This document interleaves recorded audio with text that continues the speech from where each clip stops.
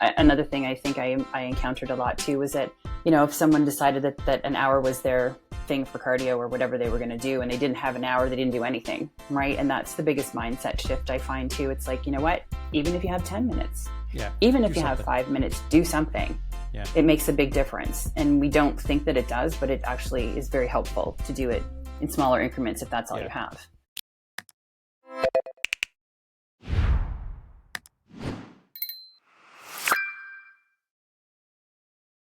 All right, welcome back to the Coachful Coaching Leadership Podcast. This is David here, and I'm here with Teresa Ryce. Teresa, Morning, good David. morning. Good morning. How's it going? Good, and you? I'm good. Your dog is an active participant in our podcast Apparently. today. Any other day she'd be sleeping beside me, but not today. Yeah. Well, she knows exactly what's going on. You haven't given her attention for the last 30 seconds. Yeah, exactly. What kind of dog is she? Not that I understand what kind of dogs are what. But it's a little white Maltese. So she's like, I don't know, about 12 pounds. Yeah. Okay. So really small dog. Small dog. Yeah. Yeah. Why is it smaller dogs are usually more aggressive with their barking? Yeah. I don't know. Yeah. I don't know what that is, but yeah. In my neighborhood, there's someone with, I don't know the exact dog, but it looks like a Great Dane. Oh, yeah. Okay. Like literally it's a horse. Yes. Yeah. It doesn't make a peep, right? It doesn't say anything, but when it does bark, other dogs nearby just stop.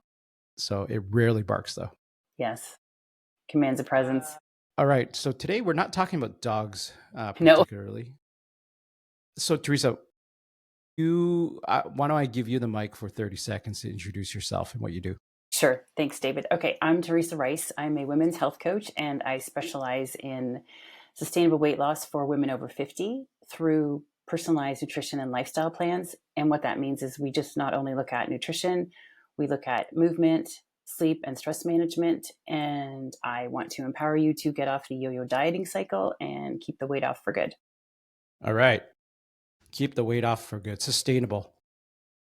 We're not going to even warm up. Let's dive into that. What holds people back from having a sustainable, healthy lifestyle and keeping the weight off? Well, I'll speak from my experience and then what I do see. So I would call myself a serial dieter. I started in my 40s on my health journey, and I tried this diet, that diet, and I can do them really well. I can follow them to a T, but what I wasn't learning was how to eat if I didn't have a plan. So I find that we look for quick fixes. We'll diet to lose weight for the beach. We'll diet to out for a wedding or for some special occasion. And then we don't really tie it to our lifestyle. We're just looking at it in a short time span. And then what do we do when we're done that? Have we learned if we haven't changed our habits while we're doing this, then we're right back to where we started. And then we're right back repeating that cycle of dieting. So yeah, I find that it's just not, we need to eat better. We need to reduce calories to lose weight. We need to change some lifestyle habits. We need to move more. We need to look at our sleep. We need to look at our stress. And all of those things, if they're not in, I'd say check, I suppose, then we can eat all the kale we want. If we don't change the habits along the way while we're doing whatever we're doing for the long term and thinking long term and longevity, then we're going to be right back at the beginning again. Yeah. How do you get people to focus on sustainable habits versus those short-term goals? And I asked that question too. I'm not sure there's anything wrong with short-term goals as long as they are developing healthy long-term habits, because a lot of short-term goals are not healthy habits. Crash dieting, going on weird diets, like super high fat, eating butter or like sticks of butter and, right. All for a wedding or whatnot. I don't think that's sustainable. You'll hit your weight goal, maybe, right? Yes. And that's what I kind of mean when I'm talking about the yo-yo dieting. Cause and you're right. Short-term goals aren't bad. It's just, if you're not learning to change the habits along with the short-term goals, then it's not going to become sustainable. It's just going to be like, I'll give you an example. So for me, I was competing, right? And that's like a short-term goal, and that lifestyle, especially for me anyway, I'm not saying it's What not. were you competing in? So bodybuilding. So that's a fairly strict regime, and it's not, well, what I was doing, I wouldn't feel it was sustainable unless that was kind of like your lifestyle. Life goal was to be a bodybuilder all the time. So I'm talking about, you know, long-term habits. So how do I do that was your question, really. Right? We start back Yeah. there. So when I work with my clients, I start off with small incremental little things to work on, because you can't just say, hey, we're going to change your foods up. You're going to have to do cardio for 6 days a week, an hour a day. All those things aren't, people, you just can't, that's just too much. Right. So we start with the foods, then we meet weekly, we talk weekly. I give you little things to work on. And I really focus on my client listening to their body, because you know what foods make you feel good or make you feel bloated. And I want you to pay more attention to what those foods are doing for you. Either they're going to make you feel okay, not so okay. And then that way I'm giving you back. Well, I'm not giving you back the power. Sorry, I shouldn't say it like that. But that way you have like the understanding of what makes you feel good, what Mm-hmm. makes you feel yucky, what you might not want to eat in the future. Like say you liked pizza, but it really makes you feel bloated. And maybe that's an occasional thing.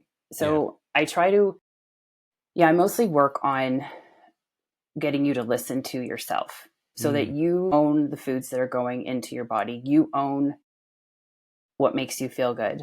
Yeah. Does that Yeah. make sense to Yeah, you? that makes a lot of Yeah. sense. It's and I think it takes time for individuals to build that awareness themselves first, about how they react to things, and awareness of how they react to different things, including food. Like for myself, I love to have wine and beer. Those are and the occasional whiskey. I love it. The problem with wine and beer is that it bloats me like crazy. Right. Right. I'm a biological man with a 5-month pregnancy. When I have beer, it's Right. Yeah. pretty bad. So I literally just have to stop drinking any Yes. beer. So a lot of folks can drink one beer, 2 beers a day. I can't. My body just hates it, and I Right. just bloat and I feel gross. And that's the thing. I feel gross because I know what good feels like. And so, but I remember at one point in time, I didn't know what good actually felt like. I Right. thought feeling that bloat, feeling that, what I would call lethargic, I thought that was normal because I didn't Yes. know what good was. So, how do you help people move towards understanding themselves and understanding here's what you could actually feel. Here's what good feels like. Here's what mobility feels like. Here's what good cardio feels like. Here's what good strength and less pain feels Yes. like. How do you get them there? And I'm always curious, like, how do you get someone there? Right? It's like someone's made the decision, Teresa, Yes. to change, but how do you get them there? Right. Well, and you're right. It is a slow process. And that's why, okay, I like my program because I take 6 months to, I also, if you don't met your goal weight, we go beyond the 6 months, but I think it takes at least 6 months to get some habit changes happening. And my biggest motto with my clients is to take it one day at a time, because you can't do everything at once, right? So like I said, we're changing our foods, then we're trying to add movement, but we're doing all of these things slowly. Like the first few weeks, we're just going to work on your food and getting you kind of sorted out. Then we're going to look at movement, but I'm going to talk to you and have a conversation with you. So, Mm-hmm. David, if your knees are bad, well, I'm not going to say, hey, let's start running, right? Skipping. Skipping, right? We're going to have a conversation about what works for you and what you can actually fit into your lifestyle and what you like to do, right? Not, I know that, yeah, running's great, but if that's not what you like, why would I say do that? Or it hurt or it hurts Yeah. your knees, right? Yeah. I had a friend who had a trainer where this person said, my knees hurt when I skip. And they're like, suck it up. Yeah. And I right away I said, The no pain, this is no not gain sustainable. mentality. Yeah, and this is not it's not going to be sustainable for this friend. And it was true, by the way. They hopped off that program pretty fast. Like I'm in too much pain. Well, yeah. And that's the thing. So I have the dialogue, right? We're constantly having a conversation. It's a two-way street. I have the program, but I'm talking to you. It's like, do you like yoga? Do you like swimming? Do you, right? What do you like to do, David? Do you like to, and I will advocate for strength training because that's huge for men and women as we age. Like we should be strength training. Mm-hmm. What that looks like for you, we can figure that out as well. But yeah, I'm not going to ask you to do things that you don't like. Although I just said I advocate for the strength training, but that could be small. It doesn't have to be, you're not in the gym. You could have stuff at home to do, right? Body weight things, small little weights, start It small. doesn't have to be structured. No. Recently, I read this book by, well, I didn't read the whole book. Damn it! I listened to some podcasts. Let me admit it. I don't read the whole book. I might read the introduction and I'm done. But no, Michael Easter, who's he's like he's a writer for Men's Health. He's also written for, I can't remember which newspapers, but he's written a number of articles where he had an adventure a couple of years ago in the Arctic, and he talked about, like, because it's so darn cold there, Mm-hmm. and they were in the middle of nowhere. There's very little to do, but more so when it came to movement. Like he's a very fit guy, but they were just rucking a lot, like literally walking through snow that's knee deep Mm-hmm. and soft. Walking, 10 miles would take 5 hours, Right. and they would have to catch their own food. So he Mm-hmm. would literally have 100 pounds of meat, and there's no choice. You had to carry this meat back to camp, otherwise Yep. you would die. Right. And he talked about like how the combination of the movement and carrying heavy Yep. weights, you get the cardio as well as strength training Strength training. together. And so, and it got me interested, and I'm curious of your opinion here. I like walking around. I love walking and exploring things, but what a great addition if you just I've dumped 50, 60 pounds on my back, Yep. for shits and giggles. Yep. And just, yeah. And people wonder, what are you doing? I'm like, I'm getting my workout. I don't want to strength train in any other way. So Yes. like, I have, like, what's your take on that? Well, I've not tried that, but I'm aware of what it is. Yeah. I said, right? Like if that's what you like and that gets you your cardio and your strength training in for the week, do it, Yeah. right? Like I said, you have to find what you like. And if you like that, keep doing it, Mm-hmm. right? Yeah. It's fun. Yeah. Yeah. Yeah. Yeah. Yeah. Yeah. Yeah. And it doesn't hurt my joints as much. That's for sure. That's good. And that's a good thing, right? Yeah. Yeah. Yeah. So you talk about movement.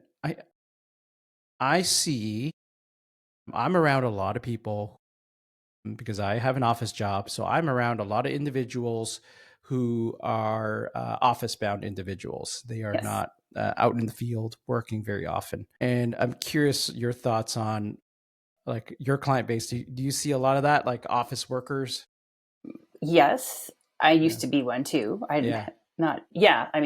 Most people have an office job that I Yeah. work with. Yeah. So, Yeah. I'm always curious there, where how can you incorporate more movement? Like if you have a job, and mhm. unfortunately it is in front of a computer like this very often, how do you incorporate more movement? Because a workout in the morning, it's not enough. You got to be moving during the day, I would think. Well, it is good to get up, yes, of course, after you're off your desk. And, there's a million apps out there that can tell you, like my Apple Watch tells me to stand up every whatever. I don't even know the Yeah. timing on it, right? If I am sitting at my desk. Well, there are other ideas where you could have a walking meeting, right? Mm-hmm. If it's nice out, or I live in Canada, so it might be too cold, but, if it's nice out, go for a walk, have the meeting, Mm-hmm. right? Because, or at least get up and walk around the office or something, but just get up from your desk, you know, I would say every half an hour.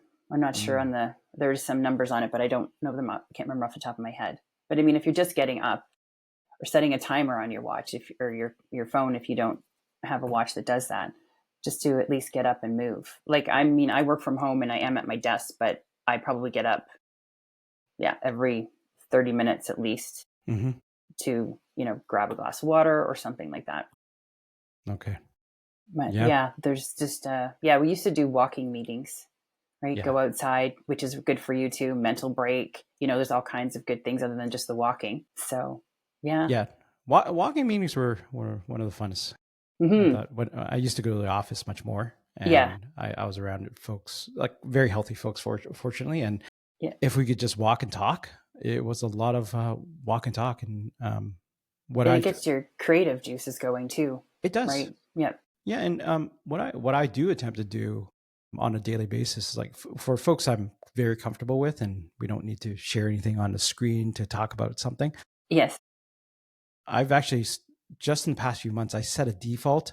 I go, if I don't say go in front of your computer, it's a walk and talk by default. Nice. Like that's default, right? Yeah. Especially That's during the awesome. summer. Yeah. Especially during the summer. Now, the other person on the other side, it's their choice whether they want to walk and talk. Participate with you. Yeah. Yeah, I'm like, you're going to hear wind, you're going to hear crunching of gravel sometimes, but I'm going to be walking and talking. So. Yeah, but that's great. Yeah. Yeah. I mean, a friend I talk to once a week, and we'll either meet in person and walk, or we'll be walking and talking on the phone. Yeah. It's good. Yeah. Yeah. Yeah. I know we're so geared to sitting, right? Yeah. Day, all the time. Yeah. Yep. And it's easy to get comfortable there, right?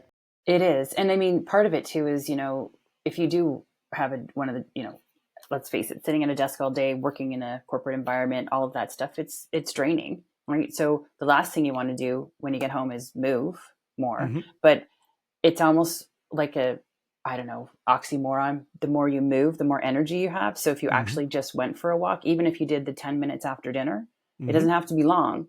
Just, do a few minutes. It doesn't have to be 30 minutes. If you only have 10 minutes, move. And that's the big thing. Another thing I think I encountered a lot too was that, if someone decided that an hour was their thing for cardio or whatever they were going to do, and they didn't have an hour, they didn't do anything. Right. And that's the biggest mindset shift I find too. It's like, you know what? Even if you have 10 minutes, even if you have 5 minutes, do something. Yeah. It makes a big difference. And we don't think that it does, but it actually is very helpful to do it in smaller increments if that's all you have. Yeah. And I was talking to a coworker who recently had it seems like a bunch of children, right? And they're used to like doing long bike rides, long runs. So they're very much the endurance athlete, and they have a bunch of kids now. And oh, Dave, I haven't got my workouts in. Oh, well, how much time do you need? Oh, I usually take 2-3 hours. What if you were to compress it to 45 minutes? Oh, like that's not a workout. Well, what kind of workout? Oh, I'm running. I'm like, okay, well, it doesn't sound like it's challenging, right? What if you were doing burpees for 45 minutes? I guarantee you can't do 45 minutes of burpees. No, okay? Thanks. No, he's like, good. What's a burpee? Oh, well, you might want to try it. And you will get the, same or better calorie burn, but you won't be able to do it for 45 minutes.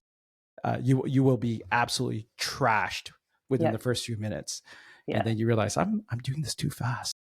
Yeah, I know. Yeah, I'm good for like a 30 or 40 second burst. Thanks. Yeah. Right. But yeah. Yeah.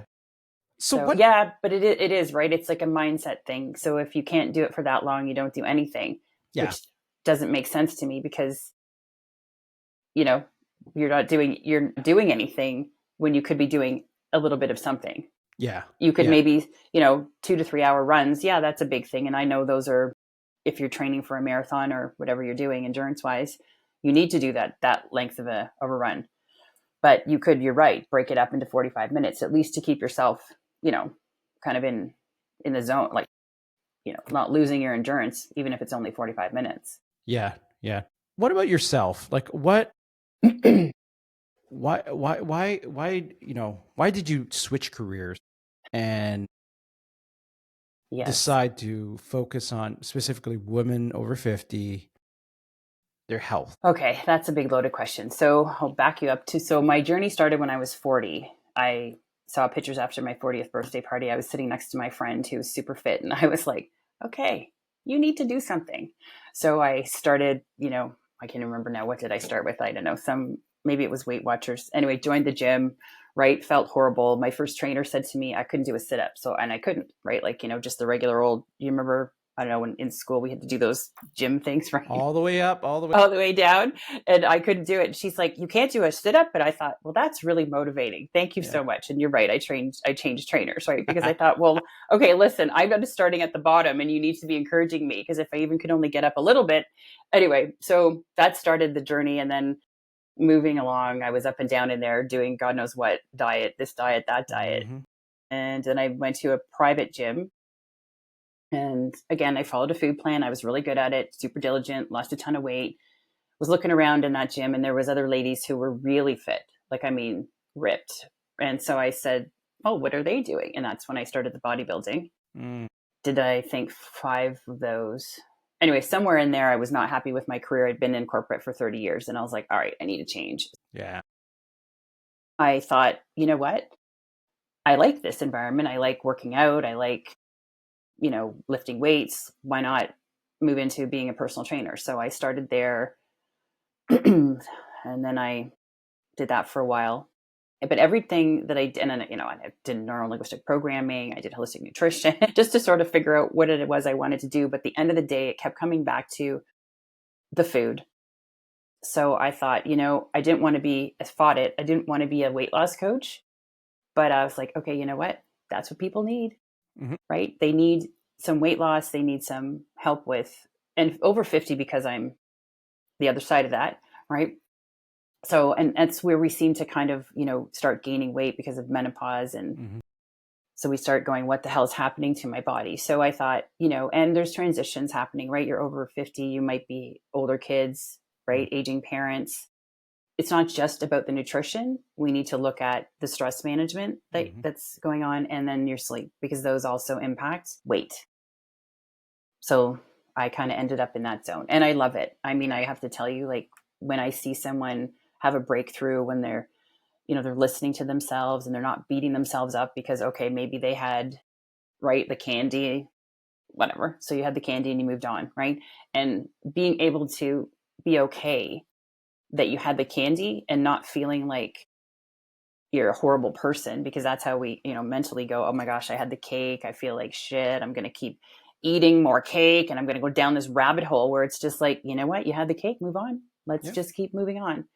So those things really, and someone tells me they feel better, their moods are better, like just all kinds of stuff. And then, like, I just checked in with a client who it's been over a year now and still maintaining their weight and is happy, and because they've made it a lifestyle and they know what to do if they do get into that, I don't know, so we'll call it a danger zone, say, right? They know how to kind of manage themselves without doing something crazy extreme. Just to, so I don't know. Anyway, I love it. Honestly. I mean, it makes me so happy when people, it more so than, I will cheer you on, the biggest cheerleader for you losing the weight, but it's the other little things that make me happier, where you've got, I feel better, and now I used to go to bed at 11 and I could never get out of bed before 9. And now I'm getting up at 5 and I'm doing a workout, and it's like, whoa, okay, you did a 360, but because you feel better. Yeah. Right. Yeah. So. Yeah. It's a lot of increasing gains there. Yeah. Yeah. The more, the better the habits, the more energy you get, the better your habits become. So what's in a typical day of Teresa Ryce? Walk me through what your day looks like. Everything from, when you wake up, what are you drinking? What are you eating? What's your workout look like? When do you work out? When do I work out? Okay, that's a loaded question, depending on what day it is. Okay, so let's start with a Monday. So Monday mornings, I typically do a 30-minute walk on my treadmill, just because it's dark and I don't like to go outside in the dark, because I get up between 5:30 and 6, depending if I'm not too tired, I'll get up between there, but that's a pretty good time. And then what do? Well, I usually make breakfast, and which typically is sheep yogurt, some protein powder, and what else do I have in there? Blueberries and some nuts. And then I end up driving my daughter to work, and then I come back to the house and I do whatever I've set myself up tasks for the day for my business. And then actually on the Monday night, I go to a amazing gym in Halton Hills called Farm Girl Fitness. I'll plug out for her, and I do a DECA class, which is 10 functional movements. So I really enjoy that. and I did actually a competition for that in September. But yeah, so, and that's kind of it. And then my workouts after that for the rest of the week vary between strength training in the morning and a class at night. Mm-hmm. So, and then, some walking whenever I can kind of throw that in there. Yeah. Yeah. That's kind of. There's been a craze over the last number of years around, I put in quotes, functional fitness, functional movements. Yeah. What is that, right? Well, yeah, I have my opinions, right? Mm-hmm. It's kind of like, duh. But what is it for people who don't know? What is that? And why is it such a craze at this point? I know, it's funny. I'm sure I don't know if it's just, you discover the term, but it's always been, for the most part of working out. It's just which exercises do you do? So functional movements to me, and especially as we age, are really important, right? Because, okay, like let's just say, for example, in this workout that I do a farmer's carry, which is carrying 2 weights down by your sides and walking, right? Mm-hmm. And depending on what you can carry. So I'm carrying 40 pounds. Now, what you need to think about is that actually mimics if you're carrying your groceries, right? So that's a functional movement because it's actually in your day, you're functioning like that. Like yesterday, I helped my husband take bags of leaves out to the curb, and I'm literally walking with them at the side. And so, in my mind, I'm like, okay, well, this is like a farmer's carry, right? I'm carrying these heavy bags of leaves, which is mimicking that. So that's kind of what they're talking about when you're saying functional. Yeah. It's like lunges, right? Reverse lunges, or you're getting up and down off the floor. Like that's a big thing. So think falling. How can I get back up? Right? Can I lift weights over my head? If you're traveling, can you put your suitcase in the overhead bin? That is a functional movement. So you're mimicking movements that you're doing in daily life. Yeah. Right? I mean, you can lift weights, and I'm not saying that's like right, but those aren't necessarily, if I'm bicep curling, do you say that's a functional movement? Sure. But you're lifting, getting up off the ground. Yeah. It sounds like it's going back to sustainability too, right? Mm-hmm. Like if you're going to do workouts, and I think if you're a young one out there, like in your 20s or even 30s, keep doing the bodybuilder workouts, barbell presses and everything. But I think what you find is very soon your body catches up. It's not natural to do a barbell press. It's not a natural movement in my opinion.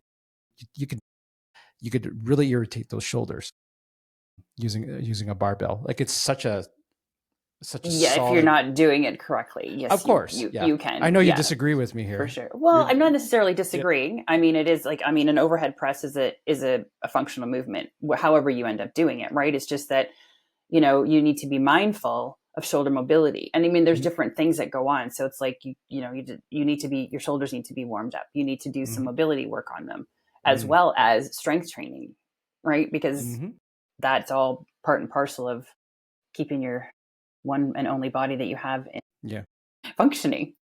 Yeah. Right? The role of getting up off the floor. Mm-hmm. I it seems like that. This is kind of weird, but I've talked to some individuals where, and this again, coworkers, where they say, and they love different types of food, and we're in New York City, and they say, let's go to a Japanese place, and a couple people said, wait, hold on, is it the one where you sit on the floor? And I go, I don't know. Well, why does that matter? Well, I can't cross my legs. Like, isn't that concerning, Teresa? Like, you have people who are 40s, 50s, who seems like haven't sat on the floor since they're a child. Like when we were children, we had circle time. We would sit on the floor. And I wonder what would happen to those individuals as they get even older. Right. If you can't get off the floor now, or you have trouble sitting on the floor now, what's going to happen to them? Right. Well, that is so I'm looking at like my father. Okay, so he's 88, which is totally, he has back issues. So yeah. My dad's in his 80s too. Right. And he just started getting problems. Yeah. And, I mean, that's a function of sitting all day too, right? So we're sitting, our hips are tight, everything starts being tight. And if you're not moving it, and, we need to oil the machine, right? Like, so you need to do the mobility work as well as the strength training to be able to, and, maybe there's some other issues that are going on that aren't that apparent, that might be impeding you from getting up and down off the floor. Like my husband, he needs a hip replacement. So that's not an option for him because he just doesn't have the mobility. So there are those issues. But if you can, do everything possible, like if I knew now how do you say that? If I knew what I knew now in my 20s kind of thing, right? I would have, done a better job of. That's a question I'm going to ask you later, by the way. Yeah. Better job of kind of, right. Like doing more, but you don't think about when I'm 80, right? Mm-hmm. When you're 20, you just don't think that way, but we kind of need to think that way, right? Yeah. What I'm doing in my 20s or even whatever is going to impact me later. Yeah. I think a So lot of you've people seen think those about it. memes, Yeah. right? That say, what you did in your 20s, you don't see now until you're 50 kind of thing, whatever. I've seen a few of those on Instagram. Yeah. I think a lot of people think about their money, like RSPs. Yeah. And Right. But if you're, IRAs. if you don't have your health, your money's, kind of. Yeah. Long term with money, but not long term with your body and your health. Yeah. So if you had to choose only 3 exercises for the busy dad or mom or professional out there, and you only had time to do 3 movements, what would they be? Well, that's a great question. What would I do? I would definitely do squats, Body weight body weight, or or weighted. weight? It depends, what you have available, but body weight's still good. 3 exercises? Mm-hmm. Wow, that's hard. Mm-hmm. What would I do? That's a good question. What's most important? What's most important? So I would do a plank because that is pretty much full body workout. And I would add in, what do I do? Squats, plank, and I would say a jumping movement. Could be jumping jacks, jump squats, if you have the mobility for it. But I would add in some type of that because that helps you function. I'm losing the word for what I want to say about that. Anyway, yeah, I would add a jumping of sorts. The plyometrics.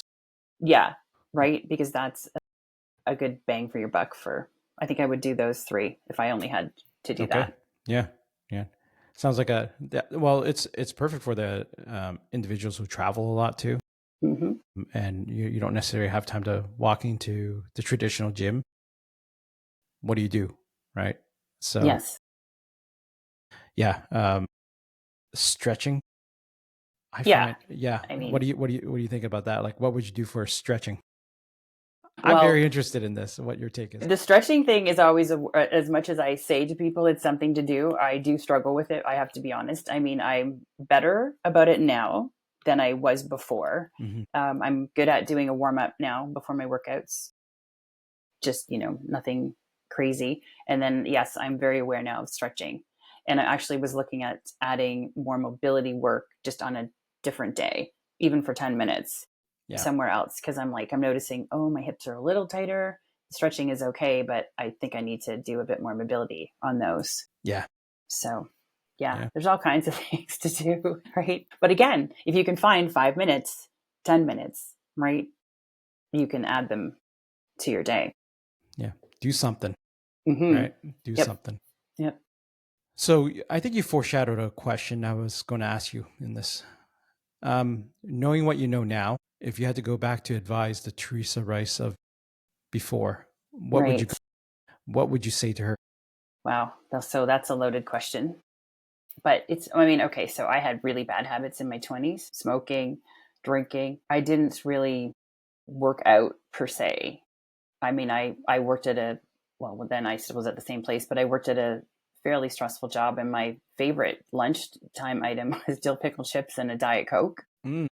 And then dinner would be Cool Ranch Doritos and sour cream. Now, okay, they're delicious, but I mean, I'd be like, I just couldn't deal with that. Right? But that was kind of like what my 20s was like, and then I started a family later in my 30s, but I still, even then, wasn't eating and didn't really understand, I did processed foods. So what would I tell myself? Yeah, I'd have to really think about telling myself what I was doing now was setting myself up for later potential health issues. And I mean, I still, thankfully, at this point in time, knock on wood, I'm fairly okay. Like I don't have any, things that I'm aware of, right? From that lifestyle. Yeah. And to do movement more. because I did some, but not enough. Like I was like, oh, I walked to work because I was in downtown Toronto, you know, just having a better awareness. And I'm hoping that I'm instilling that into my children because, you know they are living with me. So they kind of have no choice to hear my rhetoric. It's like, oh, here she goes again. Yep. I think that with children, I think the best, no matter how much you nag, and I've been on the receiving end of it too, is Yeah. what's the example Yes. you're setting? Yep. My son, he's a teenager, but he's still, he's with weight training and all that. He's still kind of, Yeah. like he'll play around once in a while, Right. but it makes me happy when once in a while hear some clanging in the basement, Yes. and I yell downstairs, "Hey, who's down there?" Right. And he's like, "It's me, Dad. I'm working out." Yeah. I And it know. just It's makes me good. happy. Yeah. So hopefully he adopts that habit a little more frequently as he gets older. But he sees me every morning doing something, right? Yep. So Yep. Which is great. Right. I yeah, know. Same. yeah, Same. Yeah. Because my daughter will bang around down there too. I'm like, what's that? She's down there. yeah. Right. But yeah. So yeah, you're right. It's like lead by example. And I do tend to nag my husband. So I'm sure that's what you're referring to. Because he'll be like, oh I gosh, right? Like you're a bit over the top. But, no I'm comment. worried about health all the time. Like it's like 24/7. Anyway, yeah. So last question. What is one question I haven't asked you yet, but I should have asked you? I don't think there wasn't one. I think you asked me everything because we talked about sustainability, the small habit changes. I can't think of one that you didn't ask me. You asked about movement. Oh, we didn't talk about sleep or stress management. Okay. So, because sleep impacts your weight, whether you think it does or not. So, if you haven't had a good night's sleep, it sets you up for cravings the next day. You tend to want to eat more carbs. And stress management, well, that just holds on to the weight. So, if you've got this super high stress job, so we need to work on incorporating some stress management techniques. And it doesn't mean you have to sit in, meditation for hours, because if that's not your thing, again, we're talking about movement. You need to do something that's you like. Stress management wise, yeah, I have suggestions, but again, if they don't work for you, like maybe the stress management is taking the break at lunch at the office, even if it's not for the walking meeting, right? But you go and you get outside for 10 minutes. That's your type of break and type of stress reduction Mm-hmm. is walking, right? Mm-hmm. Or maybe it is sitting quietly for 5 minutes. But again, we're going to have that dialogue about what works best for you. Yeah. And again, with the sleep, that's a whole other conversation because there could be other issues that are causing you not to sleep well, right? Yeah. Yeah. I think that was the only thing because those are the 4 pillars that I focus on with my Yeah. program: is the Yeah. nutrition, movement, stress, and sleep management. Yeah. And I feel it's all connected, like especially It is with so stress. connected, Yeah. so Yeah. connected. Yeah. Yes. And it's what you say to yourself. Mm-hmm. And that's another episode on its own, is Mindset. mindset, how you talk to yourself. Yes. Yeah. And You that's know, a probably most of it, along yeah. with the 4 other things, right? Yeah. It's just what you tell yourself, right? I mean, part of it when we start working together is, you know, are you happy where you're at right now? And most people say no, and I'll be happy when I lose 20 pounds. But it's like, so why aren't you happy now? Is losing weight, like you need to be able to be happy with who you are at the moment, even though, you want to lose the weight, you still need to find happiness with where you're at. Yeah. I think it's a human thing where we feel like if I get this, I will be happy. And yet, time and time again, anyone who's won the lottery Right. will tell you that, yeah, there's an initial euphoria, but that dies down really darn fast. Like yeah, and then you're not happy again. And if achieving money and achieving fame and achieving all those, being skinny or ripped, six pack, if that's all it took, you wouldn't have so many unhappy people who Right. are fit, strong, rich, they have all the financial means in the world. There's a lot of unhappy people there too. Yes, because we're not addressing the internal There's thing that's making us unhappy. Yeah, Yeah. yeah, and there's some, there's ambitions is one thing, but Mm-hmm. What are you expecting out of yourself and out of other people and out of your own life? Yes. That's something we all have to explore a little bit closer. You bet. Yeah. Yep. And it's a journey.